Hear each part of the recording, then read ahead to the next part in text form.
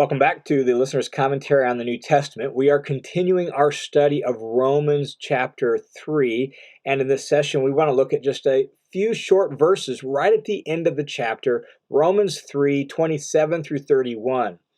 This section flows out of what he just said about God bringing his saving justice, his righteousness into the world through Jesus, and thus it's now received by faith.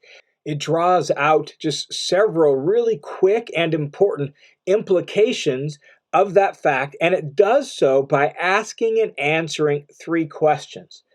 The first question to be asked and answered in this section is, where then is boasting? And Paul's going to say in a nutshell that boasting is excluded because people are justified by faith, and faith is receiving a gift. That's what Paul explained in 3:21 through 26. And so since faith is receiving a gift, it's something you can't boast about, right? You don't boast about that. And specifically what Paul seems to have in mind is this idea of boasting in the Torah, boasting in the law, the nationalistic pride that Jews have, particularly faithful Jews. They even had it towards their own people. They were superior. They were better because they were law-abiding. They kept the covenant, right? And Paul's saying that's excluded. But by implication, all forms of kind of superiority-minded boasting is excluded. In fact, the idea of the word boasting here really is to put your confidence in, to proudly glory and like to celebrate the law, to celebrate our pride, to celebrate our heritage as Jews, to celebrate whatever it is, right? Like to boast in and to put your confidence in something.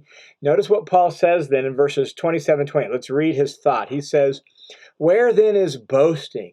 It's excluded. By what kind of law? Of works? No, but by a law of faith.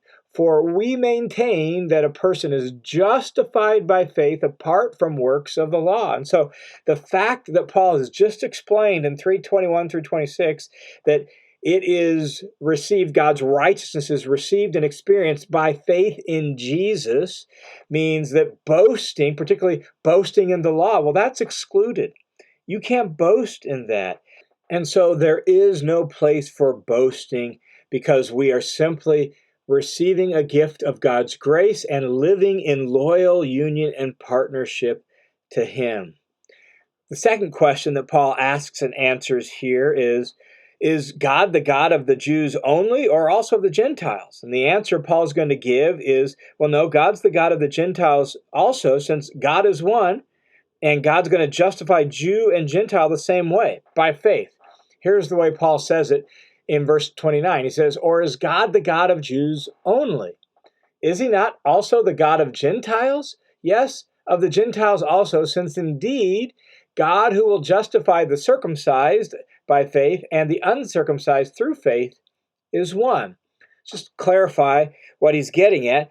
Notice that the section begins with or, which seems to suggest that for Paul, this is virtually another way of asking the first question, or in some sense, at least a follow-up to that first question.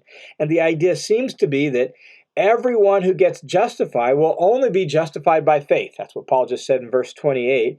And there is only one God, so there can only be one family, and this family is predicated on, built on faith, right? That's what he's getting at. And so, is God the God of the Jews only? Is he not also the God of the Gentiles too?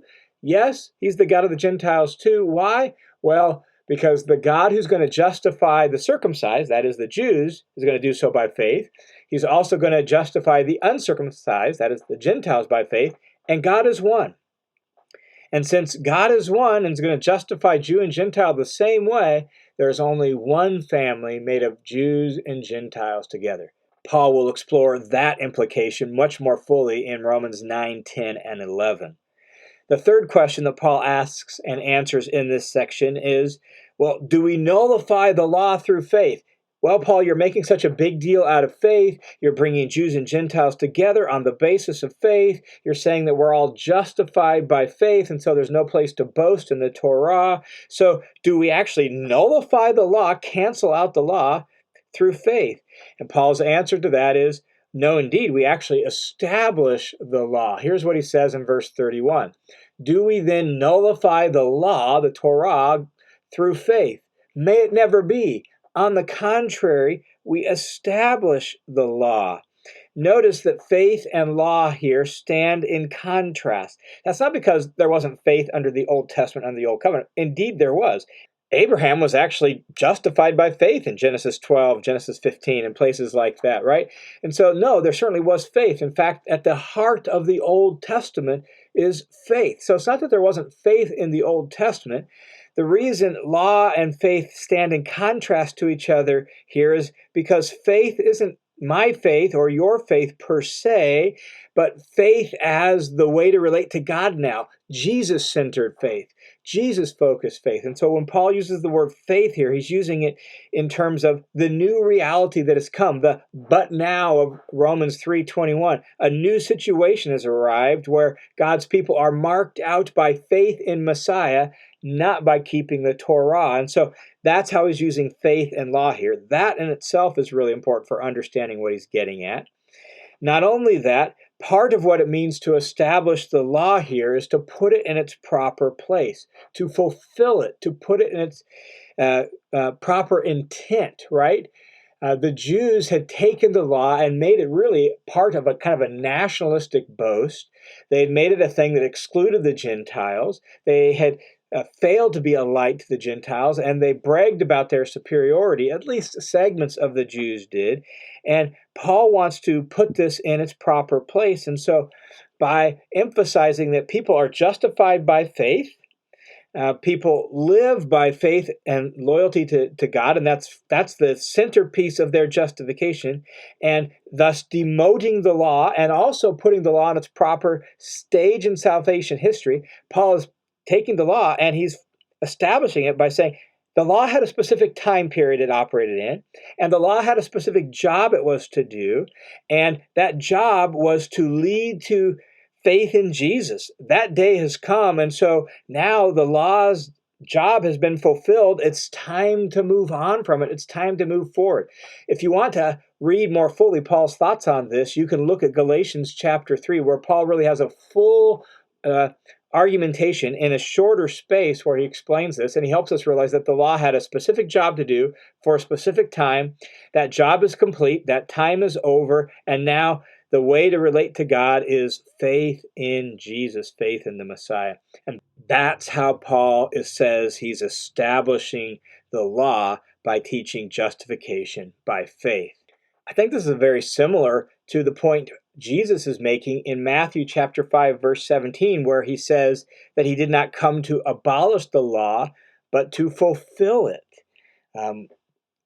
One rabbinic scholar, David Bivin, contends that the language of abolishing and fulfilling was typical rabbinic language about misinterpreting and proper interpretation of the law.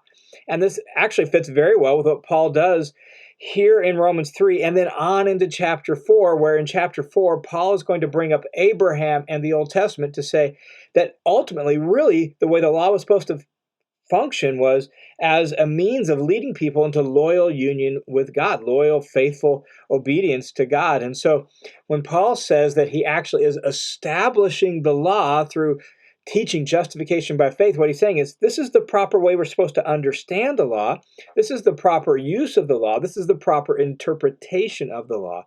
Jesus' ministry and mission was not to negate the law, to do away with the Old Testament. Rather, Jesus' ministry and mission was to bring to fruition everything the Old Testament law looked forward to. The way N.T. Wright says it is, Jesus is the climax of the Old Covenant. He's the ultimate goal and end.